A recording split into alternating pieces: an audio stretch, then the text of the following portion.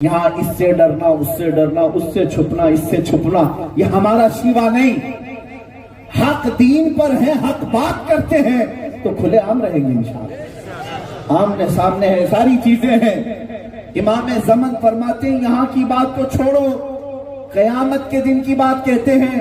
ڈھونڈا ہی کرے صدر قیامت کے سپاہی، ڈھونڈا ہی کرے صدر قیامت کے سپاہی، وہ کس کو ملے جو تیرے دامن میں چھپا ہو، جو رسول کریم صلی اللہ علیہ وسلم کی عنایتوں میں ہو۔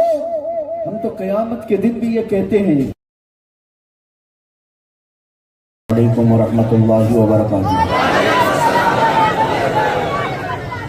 الحمدللہ الحمدللہ الحنان المنان الذي خلق الإنسان وعلمه البيان، والصلاة والسلام على رسوله سيد الإنس والجان وعلى آله وأصحابه ذوي الخير والإحسان، أما بعد فأعوذ بالله من الشيطان الرجيم، بسم الله الرحمن الرحيم، ولله العزة ولرسوله وللمؤمنين ولكن المنافقين لا يعلمون، صدق اللہ مولانا العظیم۔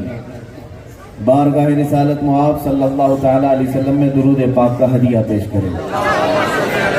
اللہم صلی علی سیدنا و مولانا محمد معدن الجود والکرم وآلہ کریم وبارک وسلم سرمدن ابدا۔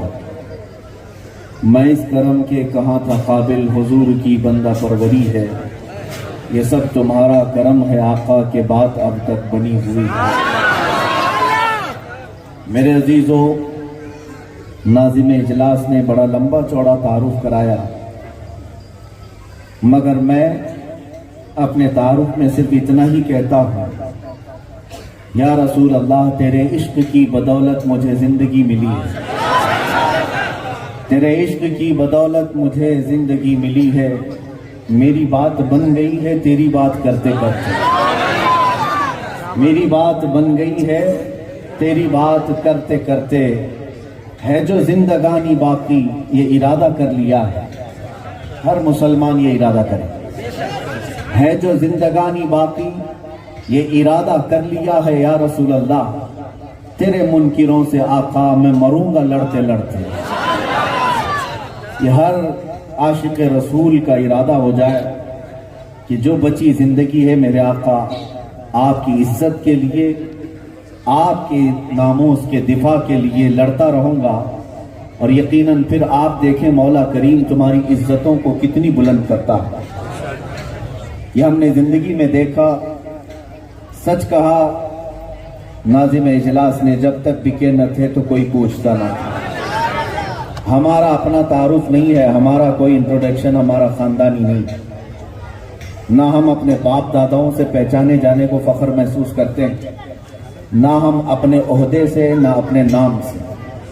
بیدم وارثی نے بہت اچھے انداز میں اللہ کی بارگاہ میں یہ دعا کی تھی، یا حضور پاک صلی اللہ علیہ وسلم کی بارگاہ میں التجا کی تھی۔ میں بھی یہی دعا کرتا ہوں، یہی دعا کرتا ہوں، سگے طیبہ سب کہہ کے پکاریں بیدم، سگے طیبہ سب مجھے کہہ کے پکاریں بیدم۔ یعنی بیدم وارثی نے یہ عریضہ پیش کیا بارگاہ مصطفیٰ میں، یا رسول اللہ دنیا ساری مجھے طیبہ کا کتا کہہ کر پکارے۔ یہ ہمارا تعارف، مدینے کا کتا کہہ کر کے ہمیں پکاریں لوگ، سگے طیبہ سب مجھے کہہ کے پکاریں بیدم، یہی رکھیو میری پہچان مدینے والے۔ یہ دعا ہے، اور میں یہی دعا کرتا ہوں کہ مولا کریم ہمیں اتنی ہی عزت عطا کرے، اتنا تعارف ہمارا ہو کہ دنیا پہچانے تو میرے باپ کے نام سے نہیں، میرے مصطفیٰ کے قدموں سے پہچانے، نبی پاک صلی اللہ تعالیٰ علیہ وسلم کے نام کے ساتھ ہمارا نام جڑ جائے۔ اس سے بڑا ہمارے لیے تمغہ کیا ہے، اس سے بڑا ہمارے لیے ہدیہ کیا ہے۔ عزیزان گرامی، سیدنا عمر فاروق رضی اللہ تعالیٰ جب بیت المقدس فتح ہوا تو جا رہے تھے اپنی سواری پر، اور بیچ راستے میں جب آپ کو امیر المومنین کہہ کر لوگوں نے پکارا، یہ پہلا وقت تھا جب امیر المومنین کا لفظ آپ کو کہا گیا۔ آپ سے پہلے امیر المومنین کہہ کر نہیں پکارا جاتا تھا، خلیفۃ المسلمین یا خلیفۃ رسول اللہ۔ حضرت عمر فاروق کو امیر المومنین کہہ کر جب پکارا گیا تو آپ کے آنکھوں سے آنسو آئے۔ لوگوں کو جمع کر کے آپ نے کہا، اے لوگوں آؤ، آج جس کو تم امیر المومنین کہہ کر پکار رہے ہو وہ اپنی حقیقت بتائے۔ کہتے ہیں میں خطاب کا بیٹا عمر ہوں، میرا نام عمر ہے، میرے باپ کا نام خطاب۔ بچپن میں مجھ سے 2 بکریاں نہیں سنبھالی جاتی، ہر دن میں اپنے باپ سے گھوسے کھاتا تھا، شام کو میرے باپ مجھے مارتے تھے، بکریاں مجھے سنبھالی نہیں جاتی تھی۔ اور آج حال یہ ہے کہ صرف عرب نہیں، مصر بھی، عراق بھی، شام بھی، یمن بھی، فلسطین بھی، اس زمانے میں 36 لاکھ اسکوائر کلومیٹر پر تنہا حضرت عمر کی نگرانی تھی۔ حضرت عمر فاروق رضی اللہ تعالیٰ عنہ کی تنہا حکمرانی تھی اتنے بڑے خطے پر۔ اور ایسے نہیں ہے کہ زور زبردستی حکومت ہے، مدینے میں بیٹھے حضرت عمر فاروق ملک شام میں 1500 کلومیٹر دور ایک خاتون رات میں اپنی بیٹی سے کہتی ہے کہ بیٹا ابھی پانی سے دودھ میں پانی ڈال لو، صبح ہوتے ہی لوگوں کو دے دیا جائے گا۔ بیٹی اپنی ماں سے کہتی ہے، ماں کیا تجھے پتا نہیں مدینے میں عمر فاروق کی حکومت ہے؟ خلافت سیدنا عمر فاروق کی ہے۔ ملک شام میں رات کے وقت جھونپڑی میں موجود لوگوں کے دلوں میں بھی سیدنا عمر فاروق راج کر رہے تھے، ان کی خلافت چل رہی تھی۔ یہ حضرت عمر فاروق لوگوں سے کہتے ہیں، سنو بچپن میں مجھ سے 2 بکریاں نہیں سنبھالی جاتی، اور آج اتنے بڑے خطے پر تنہا عمر کی حکومت ہے۔ اس لیے نہیں کہ یہ خطاب کا بیٹا عمر ہے، بلکہ اس لیے کہ محمد عربی کا غلام عمر فاروق۔ اسی لیے اقبال نے کہا، آبرو ما زنام مصطفیٰ است، ہم سب کی عزت و آبرو مصطفیٰ کے نام سے، نبی پاک صلی اللہ تعالیٰ علیہ وسلم کے نام سے۔ اسی لیے میرے عزیزوں، میں نے اپنے سخن کا عنوان ہی یہ رکھ لیا کہ جب بھی لوگوں سے گفتگو کریں تو حضور پاک کی عزت کے متعلق بات کریں۔ یقیناً ہزاروں ٹاپک ہیں، ہزاروں عنوانات ہیں، علماء کو ہر ایک پر بیان کرنے بھی چاہیے، اور میں کرتا آیا ہوں 15 سال سے۔ لیکن میں نے دیکھا ایک عنوان ایسا ہے جس کو پکڑ لیا جائے تو زندگی کے سارے عنوان خود ٹھیک ہو جائیں، سارے ٹھیک ہو جائیں۔ تمہارے ایجوکیشن کا مسئلہ ہے، تمہارے پردے کا مسئلہ ہے، تمہاری سیاست کا مسئلہ ہے، تمہاری غربت کا مسئلہ ہے، تمہارے اختلافات کا مسئلہ ہے، بہت سارے مسائل ہیں۔ لوگ یہ کہتے ہیں یہاں سود پر بول لیجیے، یہاں شراب پہ بول لیں، یہاں نشہ پر بول لیں، ہر طرح کی برائیاں ہیں۔ کس کس مرض پر ہم انگلی رکھیں، کس کس زخم کا علاج کریں؟ ہم نے یہ محسوس کیا جو اقبال نے کہا تھا۔ اقبال نے یورپ کی سرزمین پر کئی سالوں بتائے یہ ڈھونڈنے کے لیے کہ میں وہ راز لے کر کے آؤں جو اپنی امت کو دے دوں، اپنی قوم کو دے دوں، جس پر چلے تو میری قوم عروج پر پہنچ جائے اور یہ پستی سے نکل کر کے بلندی پر آ جائے۔ اقبال اٹلی، جرمنی، نہ جانے کتنے ملکوں کی خاک چھان کر واپس آیا اور لوگوں سے آ کر کہنے لگا، اقبال یہ کہنے لگا، مجھے وہ راز مل گیا جس کو چھونے کے بعد تم عروج پر پہنچ جاؤ گے۔ لوگوں نے پوچھا تھا کیا سائنس کی فیلڈ ہے، کیا میتھمیٹکس کی فیلڈ ہے، کیا فزکس اور جغرافک ہے جس سے ہم بلندی پر چلے جائیں؟ اقبال نے کہا نہیں، میں سب دیکھ کر کے آیا، جغرافک بھی دیکھا، فزکس بھی دیکھا، میتھمیٹکس بھی دیکھا، سائنس بھی دیکھا، بایولوجی بھی دیکھا، سب دیکھا، لیکن تمہارا راز جو تھا وہ مجھے مل گیا۔ پوچھا کیا ہے؟ اقبال نے کہا بس اتنا ہے کہ محمد سے وفا تمہیں تو ہم تیرے ہیں، یہ جہاں چیز ہے کیا لوح و قلم تیرے ہیں۔ یہ ہے وہ راز، اور اسی کو میں سمجھتا ہوں سارے عناوین ایک طرف، میرے مصطفیٰ کریم کی ذات ایک طرف۔ کیا سنی یہ نہیں سمجھتے کہ رسول کریم صلی اللہ تعالیٰ علیہ وسلم جانے کائنات ہے، روح کائنات ہے، بلکہ جانے ایمان ہے؟ ہر مسئلے کی اصل میرے آقا صلی اللہ تعالیٰ علیہ وسلم سے ہے، نبی پاک صلی اللہ تعالیٰ علیہ وسلم سے سارے کمالات جڑے ہوئے ہیں۔ صحابہ کرام اس مسئلے کو اچھی طرح سمجھ چکے تھے، اسی لیے اپنی زندگی میں سب سے زیادہ پرائیورٹی، سب سے زیادہ اہمیت کسی بات کو وہ دیتے تو میرے نبی پاک کی ذات، جانتے ہو سارے رشتے انہوں نے ایک طرف رکھے تھے، میرے مصطفیٰ کریم کا رشتہ الگ ہے۔ اس چیز میں جب تم واپس آ جاؤ پھر دیکھ لینا قوم کے اندر ہی نہیں بلکہ پوری کائنات میں مولا تعالیٰ تمہارا غلبہ کیسے پیدا کرتا ہے۔ حضرت انس بن نضیر ایک صحابی ہیں، حضور صلی اللہ تعالیٰ علیہ وسلم کے رازدار صحابی، حضور اکرم صلی اللہ علیہ وسلم ان کے گھر میں ہیں، مکہ سے ایک خط آیا، نبی پاک صلی اللہ علیہ وسلم نے انس بن نضیر سے کہا مہر بند لفافہ ہے، اس کو کھولو اور پڑھو۔ کھول کر کے انہوں نے پڑھا، مکہ والوں کی سازشوں کا اس میں ذکر تھا، جنگ لڑنے کی تیاریاں تھی۔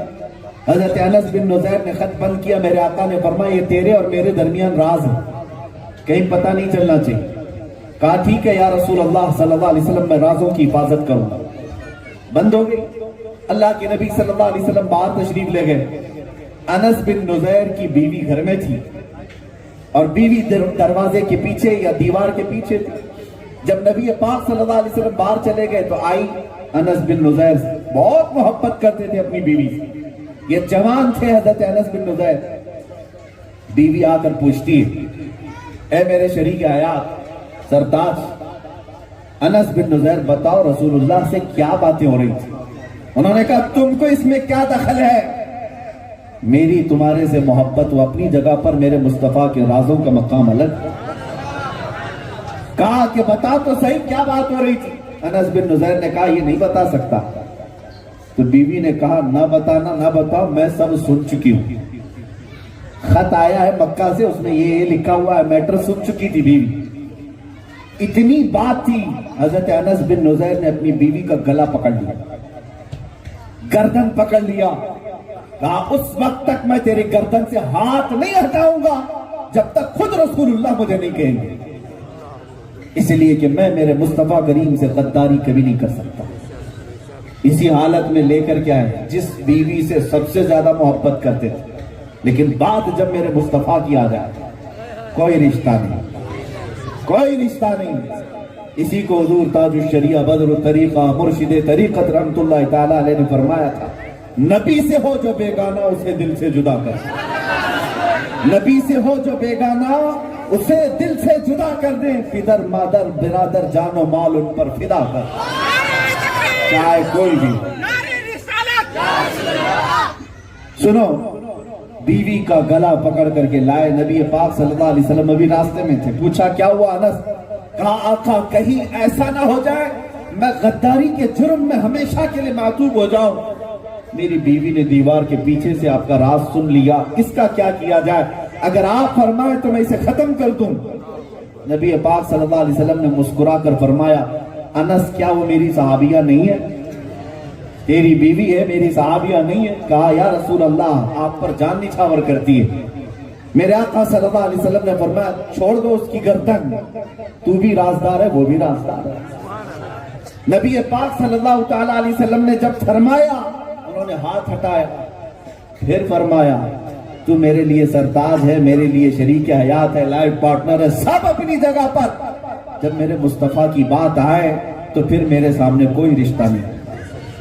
یہ صحابہ کرام سمجھ گئے تھے، صحابہ چلو بیوی کی محبت اپنی جگہ پر، بیوی تو آئی نکاح کے بعد نا، شادی کے بعد آئی اور رشتے بنے، لیکن ماں کا جو بیٹے سے رشتہ ہوتا ہے وہ تو جسم سے تعلق رکھتا ہے۔ ارے ماں کا ایک ٹکڑا ہے، وہ 9 ماہ اپنے پیٹ میں رکھتی ہے ماں، پھر پیدا ہونے کے بعد اپنے سینے سے اس کو دودھ پلاتی ہے، خون جو ہے دودھ میں بدل جاتا ہے اور اس کو دودھ پلاتی رہتی ہے۔ جانتے ہو ماں کے لیے بیٹے کی کیا حیثیت ہوتی ہے؟ ہر ماں جانتی ہے۔ ایک اکلوتا کھو جائے کسی کا، اس ماں کی کیفیت دیکھ لینا، گلی گلی گھومتی رہے گی، بیٹے کو دیکھا ہے میرے کو، کئی کوئی دیکھا ہے، پریشان حال ہو جاتی۔ ماں کا جو بیٹے سے تعلق ہے وہ دنیا میں بہت عظیم ہے، لیکن مدینے میں ہم نے دیکھا، مدینہ طیبہ میں جنگ احد ہو گئی، یہ سخت جنگ تھی، بہت سخت جنگ تھی، جس میں کفار و مشرکین غالب آ گئے۔ بعد میں 70 صحابہ اکرام کی شہادت ہوئی اس جنگ احد میں۔ اسی جنگ میں حضرت امیر حمزہ کا سینہ چاک کر کے کلیجہ نکال کر چبایا گیا تھا۔ اسی جنگ میں حضرت عبداللہ بن جہش کے 80 ٹکڑے کیے گئے تھے. اسی جنگ میں حضرت انس بن نزیر کو پورے جسم کے ساتھ رون دیا گیا تھا، سوائے ان کی انگلی کے کچھ نہیں ملا تھا. یہ جنگ احد بہت سخت جنگ تھی. اس جنگ کے ختم ہونے کے وقت شام کا وقت ہے، مدینہ طیبہ میں گلیوں سے دوڑتی ہوئی ایک عورت احد کی طرف جا رہی ہے، میدان احد کی طرف.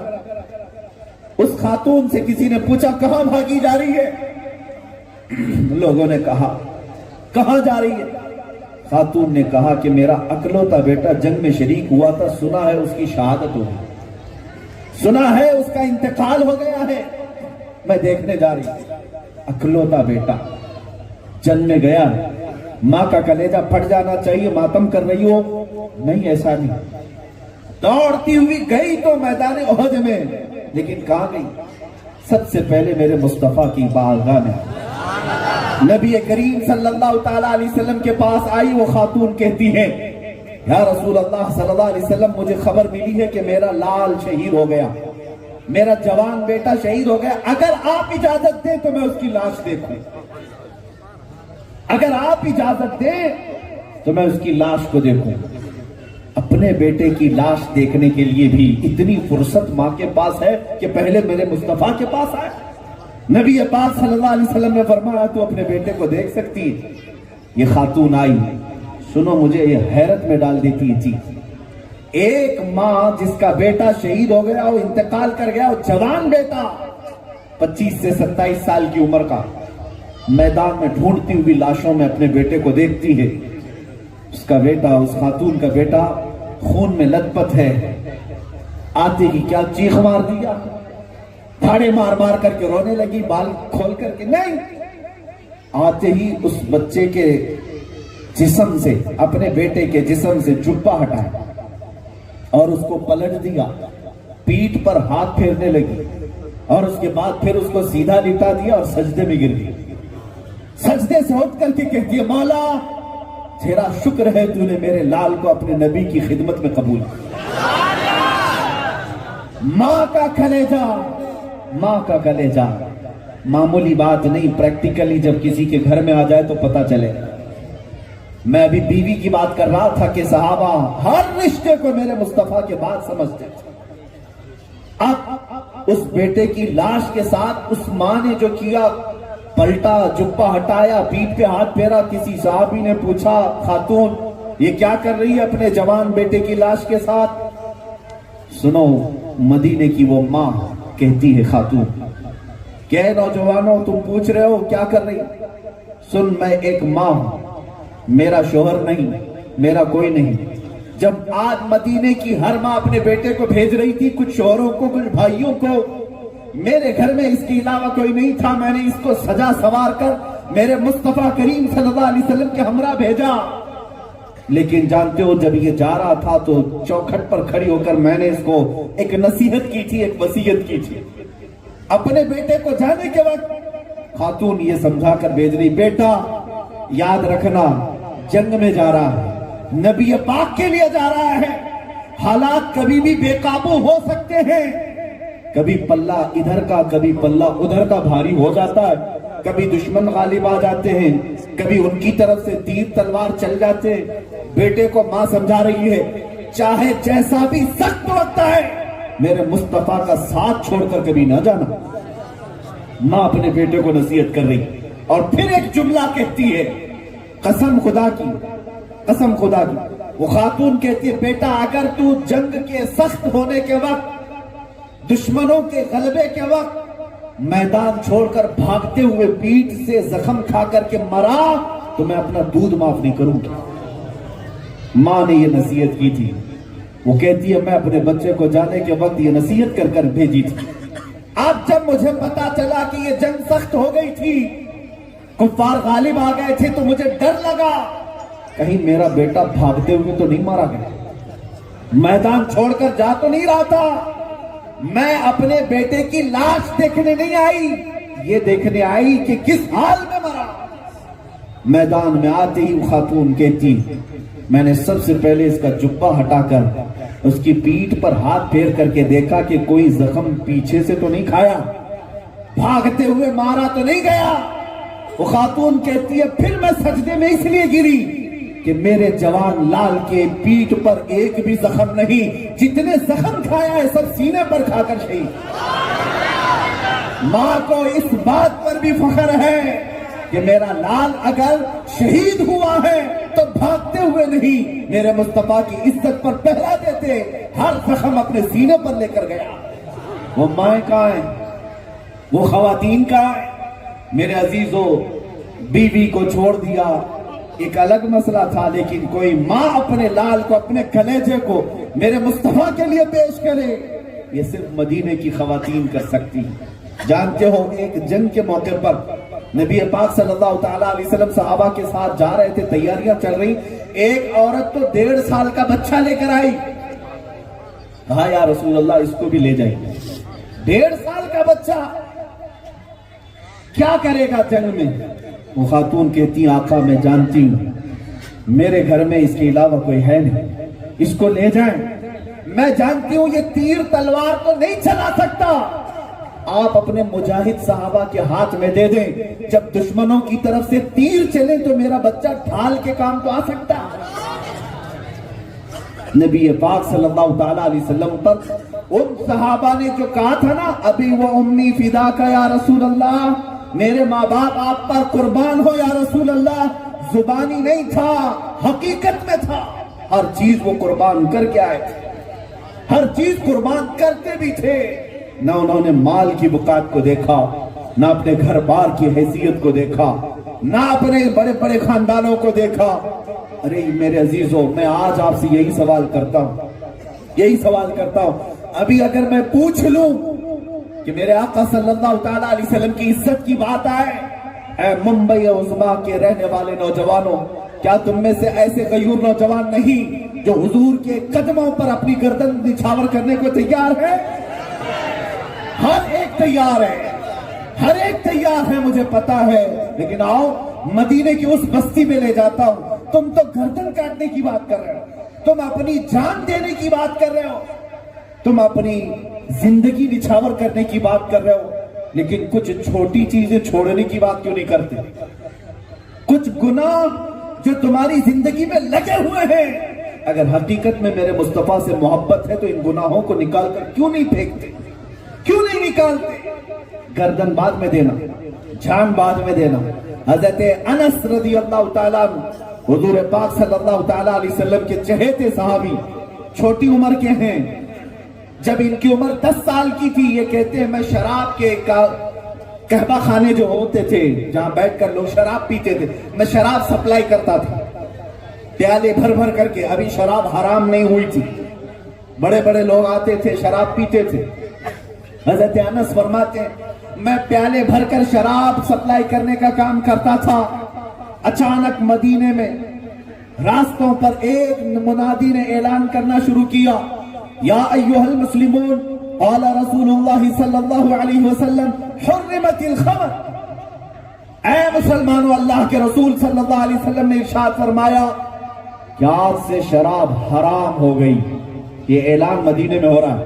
حضرت انس کہتے ہیں میں مٹکے پیالے لے کر کھڑا رہتا تو میں نے دیکھا قہوہ خانے میں جتنے بیٹھے ہوئے تھے، جس کے ہاتھ میں جیسا پیالہ تھا وہیں سے انہوں نے پٹک دیا، جو اپنے ہونٹوں تک لے گیا تھا پیالہ، کانوں میں آواز آئی کہ اللہ کے رسول نے فرمایا حرام ہے، وہی ہونٹوں سے دور کر کے انہوں نے پیالہ پٹک دیا، توڑ دیا، مٹکے توڑ دیا۔ وہ ایک دن ایسا تھا مدینے میں جہاں جہاں آواز گئی 50 سال پرانی شراب جمع کی جاتی تھی، 60 سال تک شراب جمع کی جاتی تھی، شراب جتنی پرانی ہو اتنی مہنگی ہوتی، پرانے مٹکے لا کر سارے لوگوں نے راستوں پر پھوڑ دیے، اور روایات میں ملتا ہے کہ اس دن دیکھا گیا مدینے کی پورے گٹر نالے سب شراب سے بہ رہے تھے، سب شراب سے بہ رہے تھے، کسی ایک کے گھر میں بھی شراب کا مٹکا تو دور ایک گلاس بھی نہیں رہ گیا، جس میں پیتے تھے سب توڑ ڈالے۔ میرے عزیزوں، برسوں پرانی لت، برسوں پرانی عادت کو چھوڑنا ہے تو صرف عشق مصطفیٰ چھوڑا سکتا، باقی کوئی چیز نہیں۔ میں نے محسوس کیا ہزاروں نصیحتیں اپنی جگہ پر، ہزاروں تسبیح اپنی جگہ پر، ہزاروں سجدے اپنی جگہ پر، لیکن اگر تمہیں کمال کا میرے مصطفیٰ سے عشق ہو جائے، ہر بری سے بری لت میرے مصطفیٰ کا عشق چھڑا دے۔ اسی لیے اقبال نے کہا تھا کہ محمد سے وفا کرو، ہر مسئلے کا حل ہے۔ انہوں نے رشتوں کو بھی دیکھا نہیں، آپ کو پتا ہے ایسی ایسی مصیبتیں انہوں نے اٹھائی۔ حضرت سلمہ رضی اللہ ام سلمہ رضی اللہ تعالیٰ عنہ، ان کی شادی جن سے ہوئی تھی ابو سلمہ، مکہ کے رہنے والے، ام سلمہ ابو سلمہ، ان کا ایک بیٹا ہے۔ اس بیٹے کے ساتھ یہ لوگ ہجرت کرنے پر آ گئے، دونوں ایمان لائے میرے آقا صلی اللہ علیہ وسلم پر، دونوں کے خاندان مخالف تھے، اور ہوا یہ کہ دونوں کے خاندان لڑ پڑے۔ لڑکی والے کہنے لگے لڑکا بھگا کر لے جا رہا ہے مدینے، ہم نہیں جانے دیں گے اپنی بیٹی۔ لڑکے والے کہنے لگے نہیں، جرم تمہاری لڑکی کا ہے، ہمارے بیٹے کو اس نے ایسا ایسا کر دیا ہے، ہم جانے نہیں دیں گے۔ دونوں خاندان لڑے، یہاں تک کہ دونوں کو الگ کر دیا، حضرت ام سلمہ کو بھی ابو سلمہ کو۔ بات آئی بچے کی، دونوں کا ایک بچہ ہے، بچہ کون لے گا؟ ماں کی طرف سے بھی لوگ لڑ رہے ہیں، باپ کی طرف سے بھی لوگ لڑ رہے ہیں، دونوں خاندان لڑنے لگے۔ بچے کو دونوں نے کھینچا، بچے کے دونوں ہاتھ کھینچ کر نکال دیے۔ 1 سال کا بچہ، دو خاندانوں کے درمیان دونوں ہاتھ کھینچ کر نکال دیے گئے حضرت ام سلمہ کے سامنے، ماں کے سامنے۔ اور جب کسی ماں کے سامنے 1 سال کے بچے کے دونوں ہاتھ کھینچ جائیں اور پھر چند ثانیے کے بعد بچہ تڑپتا تڑپتا اپنی ماں کے سامنے انتقال کر گیا، حضرت ام سلمہ اپنے اکلوتے 1 سال کے بچے کی موت دیکھتی دھوپ میں آ کر بیٹھ گئی۔ مجھے اب کسی چھت کی ضرورت نہیں، کچھ نہیں۔ لوگوں کو رحم آیا، دونوں خاندانوں کو۔ اب آ کر کے ام سلمہ سے پوچھا گیا بچہ بھی تیرا مر گیا، خاندان بھی ختم ہو گیا، کیا چاہتی ہے؟ ام سلمہ کہتی ہیں بس میں چاہتی ہوں مدینے میں مصطفیٰ کے پاس چلی جاؤں۔ ایک بار رسول کریم صلی اللہ علیہ وسلم کے دربار میں چلی جاؤں۔ وہ سب لٹنے کے بعد بھی میرے آقا سے عشق میں کوئی کمی نہیں کر سکتی۔ یہ بہت ساری مثالیں میرے عزیزوں، بہت ساری مثالیں۔ حضرت سہیب ایک جوان صحابی، ان کے ماں باپ بڑے مالدار تھے، یہ اتنی تیز خوشبو لگاتے تھے کہ گلیوں میں سے گزر جائے تو سب کو پتا چلتا سہیب جا رہے ہیں، اور ٹھاٹ باٹ سے رہنے والے۔ لیکن جب میرے آقا صلی اللہ علیہ وسلم پر ایمان لائے، سب دنیا پھیکی پڑ جاتی، لذتیں نکل جاتی۔ ماں باپ کو پتا چلا تو ظلم کرنے لگے، اور پھر جب حضور ہجرت کر کے مدینے گئے تو یہ بھی مصر تھے، بضد تھے کہ میں بھی جاؤں گا مدینہ ہجرت کر کے۔ ماں باپ نے کہا اگر تو گیا محمد کے پاس صلی اللہ علیہ وسلم، ہم اپنی جائیداد سے تجھے آگ کر دیں گے، گھر بار کچھ نہیں ملے گا۔ انہوں نے کہا سب لکھ لو، سب چھوڑ کر چلا جاؤں گا۔ سب چھوڑ کر جا رہے تھے تو ماں نے پیچھے سے آواز دی سہیب تیرے جسم پر جو کپڑے ہیں وہ ہماری کمائی کے ہیں، اتار کر کے چلا جا۔ انہوں نے کپڑے بھی اتار دیے، ٹاٹ کا گونی اوپر سے ڈال لیے، کانٹے لگا کر کے چل پڑے۔ اس پر بھی بس نہیں، باپ نے گنڈوں کو بھیج کر کے راستے میں ان کو پٹوایا، کہا کہ اتنا مارو کہ یہ واپس گھر آ جائے۔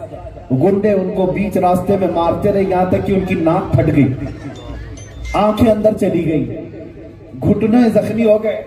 مار کر کے جب گنڈے تھک گئے، پوچھے کیا کرے گا، واپس جائے گا؟ حضرت سہیب کہتے نہیں، مدینے جاؤں گا۔ زخمی حالت میں جب سب کچھ نکل گیا، 9 دن پیدل چلتے چلتے میرے مصطفیٰ کی بارگاہ میں آئے۔ صحابہ کہتے ہیں ایک شام تھی، جب مغرب کا وقت تھا، حضور صلی اللہ علیہ وسلم اپنی گردن اونچی کر کر کے کسی کا انتظار کر رہے تھے۔ صحابہ نے پوچھا کہ یا رسول اللہ کوئی قبیلہ آ رہا ہے، کوئی وفد آنے والا ہے، کوئی مہمان؟ میرے آقا نے فرمایا بس میرا ایک دیوانہ آنے والا ہے۔ حضرت سہیب زخموں میں آئے، نبی پاک صلی اللہ علیہ وسلم آتے ہی اپنی چادر نکال کر ان کو پہنا دیتے ہیں اور معانقہ فرمایا۔ حضرت سہیب کہتے ہیں یا رسول اللہ سارے زخم میں بھول گیا جب آپ نے مجھ کو سینے سے لگا۔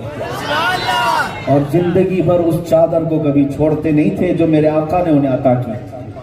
سب زخموں کا، سب دردوں کا علاج بس میرے مصطفیٰ کریم کی ایک مسکراہٹ ہے. اسی لیے میرے عزیزوں میں یہی کہتا ہوں، آپ بھی یہ عہد کر کے اٹھو، یا رسول اللہ ہم گنہگار تو ہیں لیکن آپ کے غدار نہیں. ہر ظلم ہر ستم گوارا ہے، مصطفیٰ بس تم کہہ دو کہ تو ہمارا. میرے آقا ایک بار تم کہہ دو کہ تو ہمارا ہے، بس اسی پر جی لو میرے عزیزوں. آج دنیا تمہیں جو آزما رہی ہے، آج جو دنیا تمہیں تختہ مشق بنائی ہوئی ہے، ہر کوئی تم پر اپنا ٹرائل کر رہا ہے. ان پر ہی سارے ٹرائل چلیں گے. ہر ایک کا نشانہ تمہیں ہو، ساری قومیں تمہارے ٹارگٹ بنائی ہوئی ہیں. اس کی وجہ یہی ہے کہ فٹ بال کئی لوگوں کی ٹھوکروں پر ہی رہتا ہے، ادھر سے بھی اڑاتے ہیں ادھر سے بھی اڑاتے ہیں. وجہ یہ ہے کہ اندر ہوا بھری رہتی ہے. اگر وزن ہو جائے تو کوئی پاؤں نہیں اٹھائے گا. میرے عزیزوں تمہاری حیثیت اتنی ہو کہ عشق مصطفیٰ سے سینہ بھر جائے، قدم تو دور کی بات انگلی کوئی اٹھائے تو مولا اسے ہمیشہ کے لیے دفن کر ختم فرما دے. تمہیں کیا لگتا ہے کہ اللہ کی مدد نہیں آتی، رسول کریم صلی اللہ علیہ وسلم کی عنایتیں نہیں آتی؟ اس کی زندہ مثال مجھ جیسے نکمے کو دیکھو. میرا کوئی بیک سپورٹ نہیں، میں کوئی بہت بڑی سیاسی پارٹی لے کر نہیں چلتا، میں ایک غریب فقیر ہوں. میرے لیے اللہ کریم اور اس کے رسول کریم صلی اللہ تعالیٰ علیہ وسلم کی ذات کافی ہے. اور جس جگہ جاتے میرے مولا کی مدد اور عنایت ساتھ ہوتی ہے. اور ہم نے محسوس کیا جب تک رب تعالیٰ کو منظور ہے کوئی ہمارا بال بھی بیکا نہیں کرے گا. اور اگر ہماری زندگی ختم ہونے پر آئے، بڑے بڑے طوفانوں کی نہیں، ایک چونٹی سے بھی ہماری ہلاکت ہو سکتی ہے، ہماری موت ہو سکتی ہے. اسی لیے ڈرو مت اور کسی سے سہم کر رہو مت. میں آپ سے ایک بات پوچھتا ہوں، کیا تمہارا دین سچا ہے یا نہیں؟ اللہ کریم کی ذات سچی ہے یا نہیں؟ اللہ کی کتاب قرآن سچا ہے یا نہیں؟ تمہارا دین سچا، تمہارا رسول سچا، تمہاری کتاب سچی، تمہارا خدا سچا. جب سب کچھ سچا ہے، سر جھکا کر نہیں، سر اٹھا کر جیو. سر اٹھا کر جیو ان کے سامنے جن کے لیے پیشاب کرنے کا طریقہ نہیں، ان کے سامنے ہمیں جھکنے کی ضرورت بھی نہیں. ان کے لیے نہیں، ہم جھکتے ہیں میرے مولا کریم کی بارگاہ. عزت والوں کے سامنے ہم خندہ پیشانی رہتے ہیں، ہم عاجزی اور انکساری کرتے ہیں. لیکن میرے عزیزو اللہ کریم نے ہمیں امت مصطفیٰ بنایا. اعلیٰ حضرت کا ایک میسج دے کر جاتا ہوں. کتنی بہترین بات آپ نے فرمائی. خوف نہ رکھ رضا ذرا، تو ہے عبد مصطفیٰ. عبد مصطفیٰ کس کو کہتے ہیں؟ مصطفیٰ کا غلام ہے اور پھر ڈر ڈر کر کے جیتا ہے؟ نہیں. اعلیٰ حضرت فرماتے خوف نہ رکھ رضا ذرا، تو ہے عبد مصطفیٰ، تیرے لیے امان ہے، تیرے لیے امان. اور پھر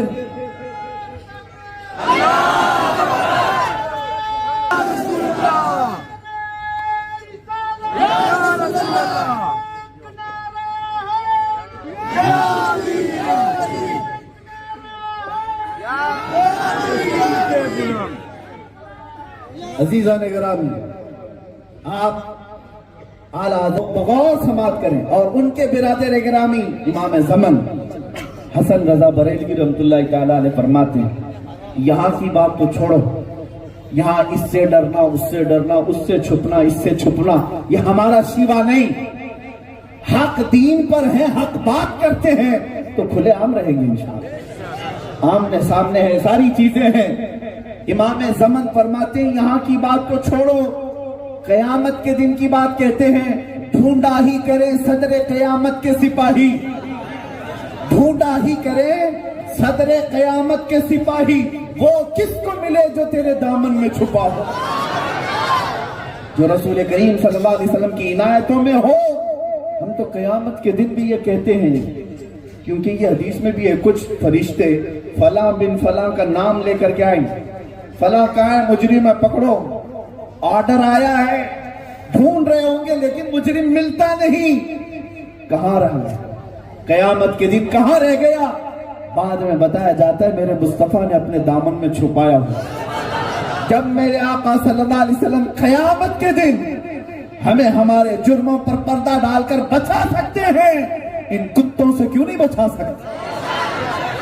آج کے ظالم کتوں سے کیوں نہیں میرے آقا حفاظت کر سکتے؟ یقیناً ہمارا عقیدہ بھی ہے اور ہمارا ایمان بھی ہے، وہ بچاتے تھے، بچاتے ہیں اور بچاتے رہیں گے انشاءاللہ۔ بس تمہارا عقیدہ اتنا ہو جائے کہ میرے نبی کا دین سچا ہے، میرے نبی کی ذات سچی ہے، مجھے کسی بات کا خوف نہیں۔ تم جو ہے بن کیا گئے؟ کچھ لوگوں کو راضی رکھنے کے لیے اپنے آپ کو بدل لیا۔ ایک بات یاد رکھو، تم پورے ننگے بھی ہو جاؤ یہ راضی نہیں ہوں گے۔ تم کیا سمجھتے ہو کہ صرف داڑیاں چھلانے سے سیکولر ہو جائیں گے؟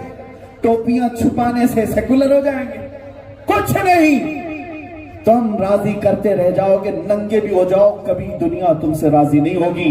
بس ایک بات ہے، ایک بار جھک جاؤ اللہ کو راضی کرنے کے لیے، مولا تم کو ہر چیز سے بے نیاز کر دے گا، ہر چیز سے بے نیاز کر دے گا۔ نبی پاک صلی اللہ علیہ وسلم کے پاس ایک بار کوئی آتا ہے تو ہمیشہ اس سے راضی ہو جاتے ہیں۔ اور ان کو منانے کے لیے کبھی ان کی جوتیاں سیدھی کرو، ان کی دھوتیاں اٹھاؤ۔ ہم نے دیکھا ہے 40 سال نوکریاں کرنے والے پارٹی میں بیٹھ کر کے آج حشر کیا ہے؟ دھوبی کے کتے، نہ گھر کے نہ گھاٹ کے، ادھر کے بھی نہیں ادھر کے بھی نہیں۔ میں یہی کہتا ہوں، کیوں غلامی میں اپنی زندگی برباد کرتے ہو؟ میرے مرشد گرامی حضور تاج الشریعہ نے فرمایا تھا، بلہوس سن، سیم و زر کی بندگی اچھی نہیں، ان کے در کی بھیک اچھی، سروری اچھی نہیں۔ ان کے در کی بھیک اچھی، سروری اچھی نہیں۔ اور اعلیٰ حضرت فرماتے ہیں، پھر کے گلی گلی تباہ، ٹھوکریں سب کی کھائی کیوں؟ دل کو جو عقل دے خدا، تیری گلی سے جائے۔ عزیزان گرامی، میں اس گلی کا گدا ہوں جس میں مانگتے تاجدار پھرتے ہیں۔ اعلیٰ حضرت نے اپنا تعارف لوگوں کو کیا کرایا؟ آج اعلیٰ حضرت کو کون نہیں جانتا؟ ہندوستان تو ہندوستان ہے، عرب کے خطوں میں جن کو اردو نہیں آتی اپنی محفلوں میں کھڑے ہو کر مصطفیٰ جان رحمت پڑھتے ہیں، کہتے ہیں یہ پڑھنے میں لطف آتا ہے، سمجھ میں کچھ نہیں آتا۔ پتہ چلا عاشقوں کی زبانی الگ ہوتی ہے۔ اعلیٰ حضرت پوری دنیا امام الاسلام، امام مجدد اور اپنے زمانے کا ابتری مانتی ہے اور سمجھتی اور بولتی بھی ہے، لیکن خود اعلیٰ حضرت اپنا انٹروڈکشن کیسا کرواتے؟ وہ کیا ہیں؟ وہ کہتے ہیں، اس گلی کا گدا ہوں میں، اس گلی کا گدا ہوں میں جس میں مانگتے تاجدار پھرتے ہیں۔ بڑے بڑے تاجدار جہاں مانگتے پھرتے ہیں، میں اس گلی کا گدا۔ اور پھر اعلیٰ حضرت نے سب کو سمجھایا، اور اعلیٰ حضرت کا یہ شعر ہم کو سمجھ میں بھی آ گیا۔ ایک تو انہوں نے اپنا انٹروڈکشن کرایا، اس گلی کا گدا ہوں میں جس میں مانگتے تاجدار پھرتے ہیں، اور ان کا ایک شعر میں پڑھتا ہوں، آپ کو ہندوستان کے ابھی سال بھر کے حالات سمجھ میں آ جائیں گے، سال بھر کے حالات سمجھ میں آ جائیں گے۔ ایک رافضی کتا نکلا، اس نے سوچا میں دین بدل لوں گا، نام بدل لوں گا، بہت بڑا وبال ہو جائے گا۔ کچھ وبال نہیں، ایسے کیڑے ہزاروں چلے جائیں، اسلام کا کچھ نہیں ہونا، اسلام کا کچھ نہیں ہوگا۔ اسلام تیری نبض نہ ڈوبے گی حشر تک، تیری رگوں میں رواں خون ہے 4 یار کا، کچھ نہیں ہونا۔ ایسے سڑے سڑے بڑے بڑے سب چلے گئے، نام بدل کر، دین بدل کر، گھر بدل کر۔ حالت یہ ہو گئی کہ جا کر کے دوسروں کی جوتیاں چاٹنے لگے۔ بعد میں 6 مہینے کے بعد پتا چلا انہوں نے بھی کتا بنا کر رکھا ہے۔ وہاں سے بھی نکل آئے اور سڑکوں پر پڑے رہ کر کے لوگوں سے کہنے لگے مجھے جان کا خطرہ ہے۔ اب نہ بیوی باقی رہی، نہ بچے باقی رہے، نہ دین باقی رہا، نہ نام باقی رہا، کچھ باقی نہیں رہا۔